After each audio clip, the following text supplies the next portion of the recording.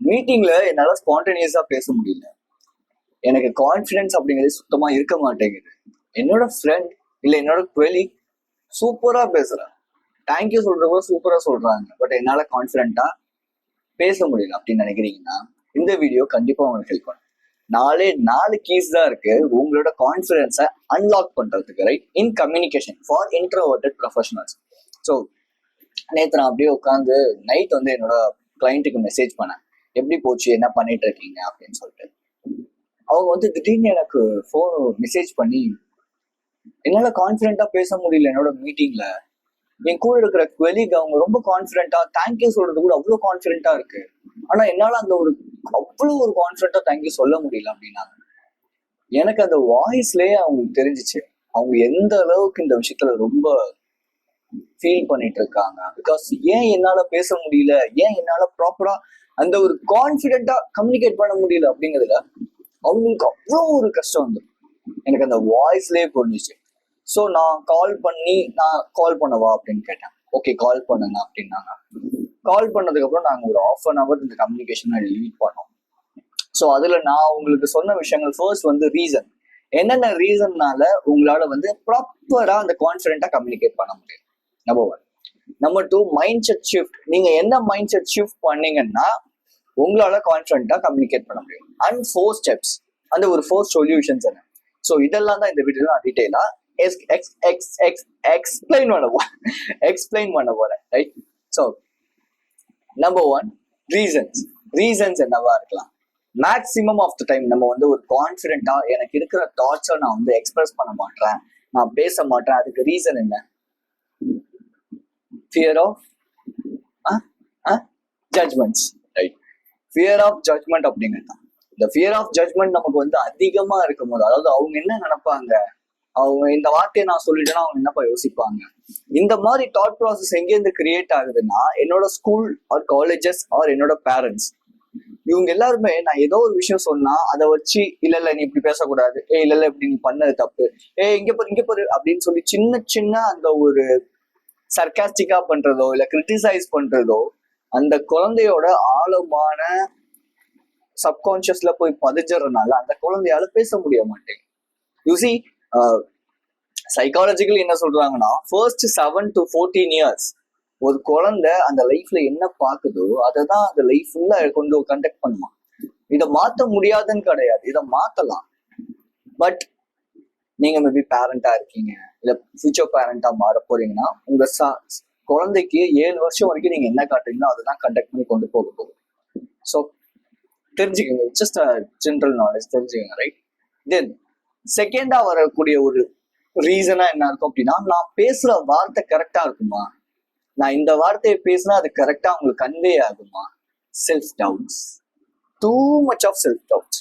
இது கிரியேட் ஆகிறதுக்கு main reason என்ன அப்படின்னா ஆன்சைட்டி. மோஸ்ட் ஆஃப் த பீப்புளுக்கு இன்னைக்கு அது ஒரு 50-60% அரௌண்ட் ஆன்சைட்டிங்கிறது இருக்கு. ரீசன் என்ன அப்படின்னா, நம்ம 6 hours போனை கன்சியூம் பண்ணும்போது கண்டிப்பா ஆன்சைட்டி அப்படிங்கிறது கம்பல்சரியா இருக்கும். பிகாஸ் உங்களோட பிரெயினுக்கு நீங்க ட்ரெயின் பண்றீங்க, அதாவது இதுதான் கம்ஃபர்ட் அப்படின்னு சொல்லிட்டு. பட் ஒரு 6 hours ஒரு நாள்ல நீங்க வந்து ஒரு போனை யூஸ் பண்ணும்போது வெளியே போய் மக்களோட கம்யூனிகேட் பண்ண தோணாது, பொறுமையா லிசன் பண்ண தோணாது. ஃபர்ஸ்ட் ஆஃப் ஆல் அந்த ஆப்போசிட்ல இருக்கிறவங்க என்ன சொல்றாங்கன்றத கேட்க தோணாது. இது எல்லாம் இருந்துச்சுன்னா இப்படி கம்யூனிகேஷன் இம்ப்ரூவ் ஆக முடியும். இதுவும் மெயினான ரீசன் தான். நெக்ஸ்ட் வந்து கம்பேரிசன். அதாவது நான் லெவல் 1, நான் ஒரு பிகினர், நான் ஒரு இன்ட்ரோவர்ட், நான் இப்போதான் வந்து என்னோட கம்யூனிகேஷன் ஜேர்னியை ஸ்டார்ட் பண்றேன். லெவல் 20 ஆல்ரெடி அவனுக்கு சின்ன வயசுல இருந்தோ இல்ல வந்து அவன் காலேஜ்ல இருந்தோ அந்த கம்யூனிகேஷன் இம்ப்ரூவ் பண்ணிட்டு இருப்பான். அவன் கூட போய் நான் போட்டி போகணும்னு நினைச்சா அது முடியுமா? Never, right? ஸோ இப்போ ஒரு ஜிம்முக்கே ஃபர்ஸ்ட் போனோடனே 2.5 போடணுமா இல்ல 10 kgs எடுத்து போடுவீங்களா வெயிட்? நான் வந்து எந்த ஒரு புது ஜிம் ஸ்டார்ட் பண்ணாலும் கிராஜுவலா தான் வெயிட் இன்க்ரீஸ் பண்ணுவேனே தவிர போனோடனே ஓகே நான் பழைய ஜிம்ல வந்து பண்ணிட்டு இருந்தேன் அதனால நான் வெயிட் அதிகமா போறேன் நான் போட மாட்டேன். பிகாஸ் எனக்கு ஃபர்ஸ்ட் ஆஃப் ஆல் அந்த சரௌண்டிங், அந்த என்விரான்மெண்ட், இது எல்லாத்தையும் நான் செட் பண்ணணும். என் மைண்டுக்கு அதை நான் அடாப்ட் பண்ணி கொண்டு வரணும். ஸோ இவ்வளோ விஷயங்களை நான் வந்து பார்த்துதான் பொறுமையா ஒரு 2.5 ஸ்டார்ட் பண்ணி அப்புறம் ஒரு 5, அப்புறம் 10, அதுக்கப்புறமேட்டு 12, அப்புறம் 15. இப்படிதான் நான் கிராஜுவலா இன்க்ரீஸ் பண்ணுவேன். ஸோ எடுத்தோடனே நான் வந்து லெவல் 1ல இருக்கிறேன், நான் போய் அவ்வளோ பெரிய ஒரு எனிமி அடிக்கிறேன் அப்படின்னா it's not at all a possible thing. So don't compare. Actually அவங்க என்ன பேக்வேர்ட்ல ஒர்க் பண்ணிட்டு இருக்காங்கன்னு உங்களுக்கு தெரியாது. என்னைக்குமே என்னை பொறுத்தவரை சுயநலமா இருங்க. உங்களோட லைஃப், உங்களோட கோல்ஸ், உங்களோட தாட் ப்ராசஸ் இதெல்லாம் பார்த்து நீங்க இதுல எல்லாத்துலயும் நல்லா சூப்பரா வந்துட்டீங்கன்னா மற்றவங்களுக்கு நீங்க போய் ஹெல்ப் பண்ணு, மற்றவங்க கூட போய் போட்டி போடு. அது வரைக்கும் உங்களை நீங்க இம்ப்ரூவ் பண்றதுல குறியா இருங்க. ஒரு நாளும் ஒரு விஷயத்தையும் இம்ப்ரூவ் பண்ணிக்கிட்டே இருங்க. முக்கியமா கம்யூனிகேஷன்ல அது ரொம்ப ரொம்ப முக்கியம், ரைட்? ஸோ இதெல்லாம் தான் ரீசன். அப்போ மைண்ட் செட் ஷிஃப்ட் நீங்க என்ன பண்ணலாம்? ஒரு மீட்டிங் ஸ்டார்ட் பண்ணும் போது முன்னாடி ஐ கேன் அப்படிங்கிற அந்த ஒரு மைண்ட் செட்டுக்கு போங்க. ஃபர்ஸ்ட் ஆஃப் ஆல் என்னால முடியும், இல்ல இது அஃபர்மேஷனா சொல்லுங்க. I can. So every book I just read, அதுல சொல்லியிருக்க சக்சஸ்ஃபுல் பீப்புள், சேல்ஸ்ல இருந்து ஒரு நார்மல் செல்ஃப் ஹெல்ப் புக்ஸ்ல சேல்ஸ்ல இருந்து பிசினஸ் வரைக்குமே, every entrepreneur, every business people, every successful people in their field, அவங்க எல்லாருமே சக்சஸ்ங்கிறது வந்து மணி வச்சு ஃபேம் வச்செல்லாம் சக்சஸ்ங்கிறது கிடையாது. நான் இப்போ ஒரு டீச்சர்னு வச்சுக்கோங்க, இந்த டீச்சிங் ஜாபை நான் வந்து ப்ராப்பரா டெய்லி நான் அப்டேட் பண்ணி ஸ்டூடெண்ட்ஸுக்கு ப்ராப்பரா நான் ஒரு விஷயத்த கன்வே பண்றேன் அப்படின்னா நான் சக்சஸ்ஃபுல். மணிலாம் வச்சுதான் சக்சஸ்ஃபுல் நீங்க நினைக்கிறீங்கன்னா அது ஆட்டோமேட்டிக்கா பின்னாடி வரும், டைம் எடுக்கும் அதுக்கு. பட் இதுதான் நீங்க எந்த அளவுக்கு இம்ப்ரூவ் பண்றீங்க அதுதான் சக்சஸ்ஃபுல். இது நான் சொல்ல பிரையன் ட்ரேசி சொன்னது.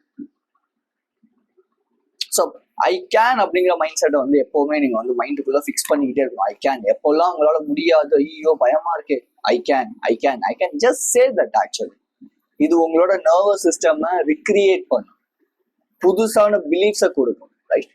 So solutions finally I just love this frame works. So frame works நான் வந்து சொல்றேன், நான் எப்பவுமே யூஸ் பண்ற ஒரு ஃப்ரேம் ஒர்க். அதாவது ஒரு மீட்டிங் ஆரம்பிக்குது, என்ன அந்த இண்டிவிஜுவலா எனக்கு கேள்வி கேட்கறாங்க, என்னோட டிஎல் இல்லை என்னோட மேனேஜர் அப்படின்னா first I'm just starting with addressing. Good morning, அவங்களோட பேர் இல்லைன்னா சார், மேக்ஸிமம் ஆஃப் டைம் பேர் தான். குட் மார்னிங் மணி, குட் மார்னிங் ராஜேஷ். தென் வந்து எக்ஸ்பிளைன் பண்ணுவேன். ஓகே, இப்போ அவங்க என்கிட்ட என்ன கேட்டிருப்பாங்க அப்படின்னா, ஏன் டாஸ்க் முடிக்கல, டாஸ்கை கம்ப்ளீட் பண்ணிட்டீங்களான்னு நான் கொடுத்த டாஸ்கை முடிச்சேன் அப்படின்னா முடிச்சேன், முடிக்கல அப்படின்னா ஏன் முடிக்கல, தட்ஸ் ஆல். இப்போ முடிச்சிட்டேன், இப்போ என்கிட்ட கேட்குறாங்க சரி did you done the task அப்படின்னு கேட்குறாங்க அப்படின்னா, good morning Rajesh, I just finish my task, it has some problems actually, I can't understand this, could you please provide me some things to improve this, improve the product in service அப்படின்னு சொல்லி explain பண்ணி அவங்க என்ன அங்கேருந்து reply, okay fine, I will send you the mail to you and you can go through it and then finish the task, right? அப்படின்னு சொல்லி அவங்க சொல்லுவாங்க, yeah thank you Rajesh, that's all, simple. So இந்த ஃப்ரேம் ஒர்க்கோட பேர் என்ன அப்படின்னா அட்ரஸ், எக்ஸ்பிளைன், தேங்க்யூ, ஏஇடி அப்படிங்கிறது. அதாவது good morning, explanation, T, thank you. So இதுதான் வந்து ஒரு பேசிக் ஃபார்மட். ஸோ இதை நீங்க வந்து ஸ்டார்ட் பண்ணுங்க. செகண்ட், இப்போ நாளைக்கு உங்களுக்கு ஒரு மீட்டிங் இருக்குது அப்படின்னா இன்னைக்கு அட்லீஸ்ட் ஒரு 5 to 6 புல்லட் பாயிண்ட்ஸ் ஆவது கிரியேட் பண்ணுங்க. ஏன்னா இப்போ நீங்க அந்த புல்லட் பாயிண்ட்ஸ் இருக்கிறது அப்படியே நீங்க போய் சொல்லணும்னு அவசியம் கிடையாது. இன்ஃபேக்ட் இப்போ தமிழ் அப்படின்னு வரும்போது பிரச்சனை இருக்காது. But if it comes under the language of English we can struggle a lot. You may struggle a lot actually. Because you are a beginner, right? You are practicing the language. You are not good at that. So you won't have that much confidence.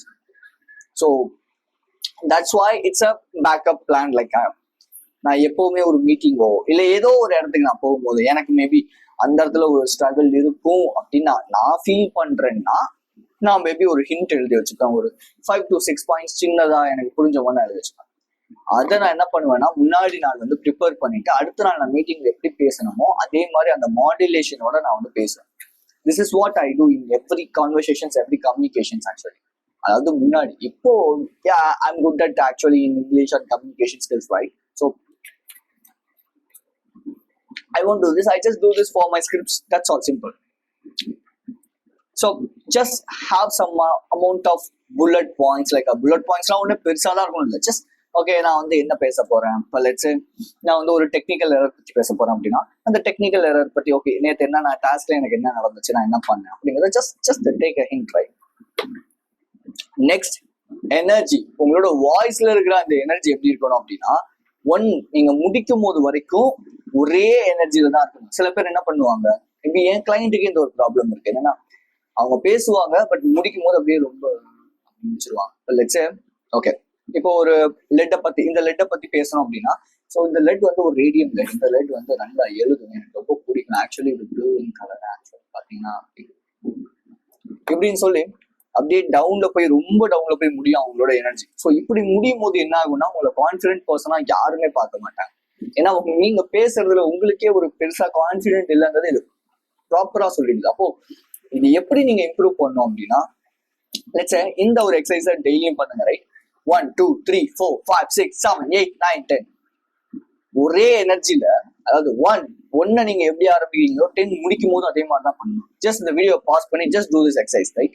1 2 3 4 5 6 7 8 9 10 யாரெல்லாம் இந்த எக்ஸசைஸை பண்ணீங்களோ கமெண்ட்ல வந்து இந்த எக்ஸசைஸை I done அப்படிங்கிறத comment பண்ணுங்க. அந்த comment பண்ணும்போது தான் உங்களுக்கு தெரியும் okay you just feel something, okay நான் அதை பண்ணியிருக்கேன் அப்படின்னு சொல்லிட்டு இந்த வீடியோ பார்க்கறதுக்கு அது பிரயோஜனமாகவும் இருக்கும். சும்மா வந்தோம் பார்த்தோம் போனோம் எதுக்கு அது தேவையில்லை.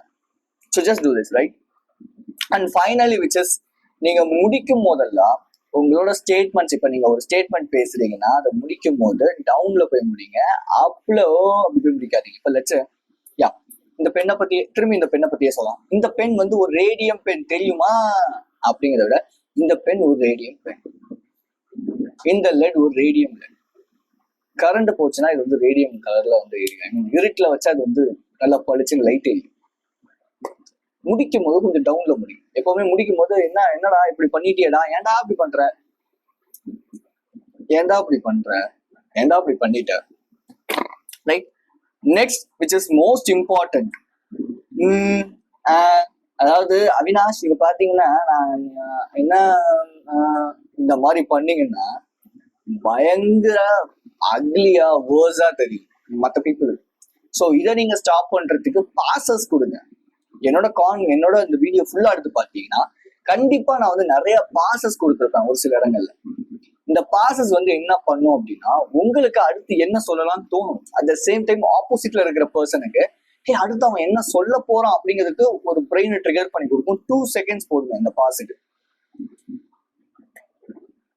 So just go and do this right. எப்படி இம்ப்ளிமெண்ட் பண்ணலாம் இதை வந்து அப்படின்னா ஓகே எனக்கு மொபைல் ஃபோன் அப்படிங்கிறது ரொம்ப ரொம்ப பிடிக்கும். பட் அது நல்ல முறையில யூஸ் பண்ணணும். சும்மா எப்பவுமே உட்காந்து ரீல்ஸை ஸ்க்ரால் பண்ணிக்கிட்டே இருந்தா சுத்தமா பிடிக்கும். இது எப்படி இருக்கு, எனக்கு மொபைல் ஃபோன் அப்படிங்கிறது ரொம்ப பிடிக்கும், எனக்கு ஸ்க்ரால் பண்றது அப்படிங்கிறது ரொம்ப பிடிக்கும், எனக்கு எப்ப பார்த்தாலும் நான் அந்த ஸ்க்ரால் பண்ணிக்கிட்டே இருப்பேன், ஐயோப்பா இது எப்படி இருக்கு. ரெண்டுத்துக்குமான வித்தியாசத்தை பாருங்க. எது ப்ரொஃபஷனலா இருக்கு, எது வந்து ரொம்ப கிளியர் கட்டா புரியுது அப்படிங்கிறத பாருங்க. அண்ட் ஸோ பேசும்போது ப்ராப்பரா அந்த ஒரு எனர்ஜியில மெயின்டைன் பண்ணணும். இதெல்லாம் ரொம்ப முக்கியம். ஸோ அந்த ஒரு 4 to 5 keys will open your confidence, unlock your confidence, right? இதே மாதிரி நிறைய விஷயங்களை நான் 1-on-1ல ரோல் பிளே மூலியமா and so mind set shift மூலியமா, எக்ஸசைசஸ் மூலியமா, ஃப்ரேம் ஒர்க்ஸ் மூலியமா என்னோட கிளைண்ட்டுக்கு நான் கோச் பண்ணிட்டு இருக்கேன். If you are interested in coaching, if you are interested in your கம்யூனிகேஷனை இம்ப்ரூவ் பண்ணி நீங்க வந்து ஒரு ரெஸ்பெக்டை கெயின் பண்ணணும், லீடரா மாறணும் உங்களோட கம்யூனிட்டியில, அண்ட் ஸோ உங்களோட சேலரி டபுள்-எக்ஸ் ஆகணும்னு நினைக்கிறீங்கன்னா லிங்க் கீழே இருக்கும். 30 to 45 minutes ஃப்ரீ கன்சல்டேஷன் இருக்கு. தென் நான் இன்னொரு ஃப்ரீ காலுமே கொடுப்பேன். அதுக்கப்புறம் நம்ம கோச்சிங்கை நம்ம வந்து ஸ்டார்ட் பண்ணலாம். இது ஒரு 3 month கோச்சிங். அதனால 3 monthsல ஜீரோல இருக்க நீங்க 60 to 70% ஒரு கான்ஃபிடென்ட் பர்சனா, பயங்கரமான ஒரு கான்ஃபிடென்ட் பர்சனா கண்டிப்பா உங்களோட கம்யூனிகேஷன்ல இருப்பீங்க. ட்ரஸ்ட் மீ, அதுக்கு நான் வந்து guarantee. So be strong and stay positive. இந்த வீடியோ முடிக்காத முன்னாடி நான் உங்க எல்லாருக்கிட்டையுமே ஒரு கொஸ்டின் கேட்கிறேன். நீங்க எல்லாருமே இன்ட்ரோவர்ட்னு நினைச்சிட்டு இருக்கீங்க அப்படின்னா இன்ட்ரோவர்ட் இல்ல, சோஷியல் ஆன்சைட்டி அப்படிங்கிறதா மேக்ஸிமம் ஆஃப் டைம் உங்களுக்கான ஒரு ப்ராப்ளமா இருக்கும். ஸோ அப்போ இந்த சோஷியல் ஆன்சைட்டி எப்படி கிரியேட் ஆகுதுங்கிறதுக்கு உங்களுக்கு தெரிஞ்ச ஐடியாஸை முடிஞ்ச கமெண்ட்ல மென்ஷன் பண்ணுங்க.